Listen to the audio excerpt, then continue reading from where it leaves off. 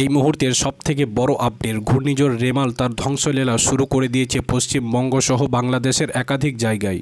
এই মুহূর্তে ঘূর্ণিঝড় রেমাল ঠিক কোথায় অবস্থান করছে এবং এর প্রভাব ঠিক কোন কোন জায়গায় সবচেয়ে বেশি পড়েছে, এছাড়াও আগামীতে কোন কোন জায়গাতে এর প্রভাব পড়বে, সমস্ত কিছুই বিস্তারিত আলোচনা করবে এই খবরটিতে। তো অবশ্যই খবরটি না টেনে সম্পূর্ণ দেখুন এবং এরকমই নিয়মিত আবহাওয়ার আপডেটগুলি জানতে হলে অবশ্যই আমাদের ইউটিউব চ্যানেলটিকে সাবস্ক্রাইব করুন।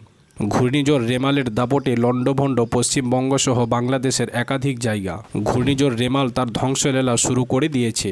এই মুহূর্তে ঘূর্ণিঝড় রেমাল নিয়ে যে আপডেটটি বেরিয়ে এসেছে, আবহাওয়া দফতর জানিয়েছে যে গতকাল রাত 9:30 নাগাদ ঘূর্ণিঝড়ের বেগ ছিল ঘন্টায় 20 কিমি। গত প্রায় 7 ঘন্টা ধরে এই বেগে এগিয়ে চলেছে ঘূর্ণিঝড় রেমাল এবং আগামী কয়েক ঘন্টা এইভাবেই তাণ্ডব চালাবে বলে জানিয়েছে আবহাওয়া দফতর। এই মুহূর্তে ঘূর্ণিঝড় রেমাল ঠিক অবস্থান করছে পশ্চিমবঙ্গের সাগর দ্বীপ থেকে 115 কিমি পূর্ব দক্ষিণ পূর্বে এবং বাংলাদেশের খেপোপাড়া থেকে 120 কিমি পশ্চিম দক্ষিণ পশ্চিমে এবং কানিং থেকে 120 কিমি দক্ষিণ দক্ষিণ পূর্ব এবং বাংলাদেশের মংলা থেকে 120 কিমি দক্ষিণ দক্ষিণ পশ্চিমে।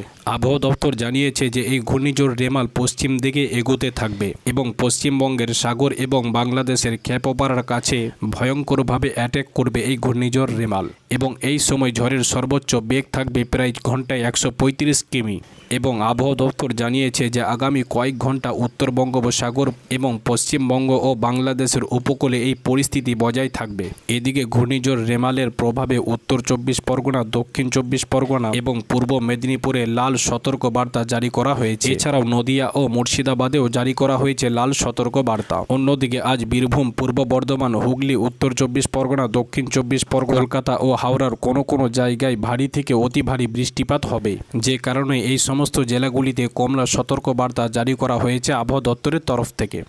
এখনকার মতো এটুকুই। পরবর্তী আপডেট পাওয়ার জন্য আমাদের চ্যানেলটি সাবস্ক্রাইব করুন এবং ভিডিওটি ভালো লাগলে লাইক ও শেয়ার করুন। ধন্যবাদ।